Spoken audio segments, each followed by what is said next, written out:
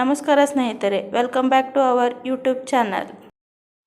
ಇವತ್ತು ಮಧ್ಯಾಹ್ನದ ಸ್ಪೆಷಲ್ ಅಂದ್ರೆ ಊಟಕ್ಕೆ ಕ್ಯಾಬೇಜ್ ಪಲ್ಯ ಮತ್ತು ಕರ್ಚಿಕಾಯಿ ಪಲ್ಯ ರೀ. ಇವಾಗ ಕರ್ಚಿಕಾಯಿ ರೀ, ಇವನ್ನ ಮಾರ್ಕೆಟ್ನಾಗಿಂದ ತೊಗೊಂಬಂದಿದ್ವಿ ನಾವು. ಸೋಸಿ ಇಟ್ಕೊಂಡೇನ್ರಿ ಇವನ್ನೂ ಪಲ್ಯ ಮಾಡನ್ರಿ. ಈಗ ಕ್ಯಾಬೇಜ್ ಪಲ್ಯ ಮಾಮೂಲಿ ಎಲ್ಲರೂ ಮಾಡ್ತಾರೆ ರೀ. ಹಾಗಾಗಿ ಕ್ಯಾಬೇಜ್ ಪಲ್ಯ ಮಾಡೋದೇನು ನಾನು ಇಲ್ಲಿ ತೋರಿಸಿಲ್ಲ ನಿಮ್ಗೆ. ಕರ್ಚಿಕಾಯಿ ಪಲ್ಯ ಒಂದು ಮಾಡನ್ರಿ. ಈಗ ಕರ್ಚಿಕಾಯಿನ ಫಸ್ಟ್ ಒಂದು ಸಣ್ಣ ಬಾಂಡ್ಲೆಗೆ ಹಾಕ್ಕೊಂಡು ಹುರ್ಕೋಬೇಕ್ರಿ ನಾವು. ಹುರ್ಕೊಂಡ ಮ್ಯಾಗ ಅದಕ್ಕೆ ಸ್ವಲ್ಪ ಒಣದ ಹಂಗೆ ಹುರ್ಕೋಬೇಕ್ರಿ. ಎಣ್ಣೆ ಗಿಣ್ಣೆ ಏನು ಹಾಕ್ಬಾರ್ದು.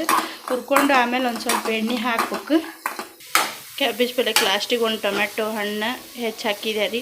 ಸ್ವಲ್ಪ ಹುಳಿ ಅನ್ನಂಗಿತ್ತು ಅಂದ್ರೆ ಪಲ್ಯನೂ ಚೆನ್ನಾಗಿರುತ್ತೆ, ಟೇಸ್ಟ್ ಇರ್ತೈತಿ ಅಂಥೇಳಿ ಲಾಸ್ಟಿಗೆ ಒಂದು ಟೊಮೆಟೊ ಹಣ್ಣು ಸಣ್ಣದು ಹೆಚ್ಚು ಹಾಕಿದ್ದೀವಿ ರೀ. ಒಂದು ಸ್ವಲ್ಪ ಅಂದ್ರೆ ಸ್ವಲ್ಪ ಎಣ್ಣೆ ಹಾಕ್ಕೋಬೇಕ್ರಿ. ಇದಕ್ಕೆ ಜಾಸ್ತಿ ಏನು ಹಾಕೋ ಅವಶ್ಯಕತೆ ಇಲ್ಲ.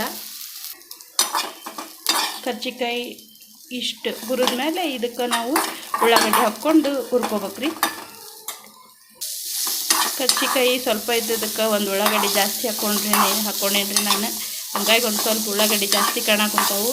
ಉಳ್ಳಾಗಡ್ಡೆ ಜಾಸ್ತಿ ಆದ್ರೂ ಇದು ಒಂಥರ ಡ್ರೈ ಪಲ್ಯ ಆದಂಗೆ ಆಗುತ್ತೆ, ಚೆನ್ನಾಗಿರ್ತೈತೆ ರೀ. ಇದನ್ನು ರೊಟ್ಟಿ ಜೊತೆ ಚಪಾತಿ ಜೊತೆ ತಿನ್ನೋಕೆ. ಉಳ್ಳಾಗಡ್ಡಿನೂ ಹುರಿದ್ಮ್ಯಾಗ ಅದಕ್ಕೆ ಒಂದು ಸ್ವಲ್ಪ ಅರ್ಶಿಣ ಪುಡಿ, ಖಾರ, ಗುರಾಳ್ ಪುಡಿ, ಒಂದು ಸ್ವಲ್ಪ ಉಪ್ಪು ಹಾಕಿ ಮಿಕ್ಸ್ ಮಾಡ್ಕೊಂಡ್ರೆ ಎಲ್ಲನೂ ಕರ್ಚಿಕಾಯಿ ಪಲ್ಯ ರೆಡಿ ಆಗತ್ತೆ ರೀ. ಊಟಕ್ಕೆ ಕ್ಯಾಬೇಜ್ ಪಲ್ಯನೂ ರೆಡಿ ಆತ್ರಿ. ಹಂಗೆ ಕರ್ಚಿಕಾಯಿ ಪಲ್ಯನೂ ರೆಡಿ ಆಗೈತಿ.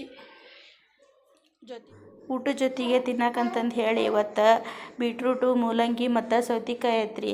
ಪ್ರತಿದಿನ ಒಂದಲ್ಲ ಒಂದು ಹಸಿ ತರಕಾರಿ ನಾವು ತಿಂತಿರ್ಬೇಕಂತ್ರಿ. ನಮ್ಮದು ಜೀರ್ಣಕ್ರಿಯೆ ಚೆನ್ನಾಗಾಗತ್ತಂತ. ಹಾಗಾಗಿ ಇವತ್ತು ನಾವು ನಮ್ಮ ಮನ್ಯಾಗ ಬೀಟ್ರೂಟು, ಮೂಲಂಗಿ ಮತ್ತು ಸೌತೆಕಾಯಿ ಇಟ್ಟೇವ್ರಿ. ಬಿಸಿ ಚಪಾತಿ ಜೊತೆಗೆ ಕ್ಯಾಬೇಜ್ ಪಲ್ಯ, ಕರ್ಚಿಕಾಯಿ ಪಲ್ಯ ಮತ್ತು ಇವು ಹಸಿ ತರಕಾರಿ ನೀಡ್ಕೊಂಡು ಊಟ ಬರ್ರಿ ಎಲ್ಲರೂ.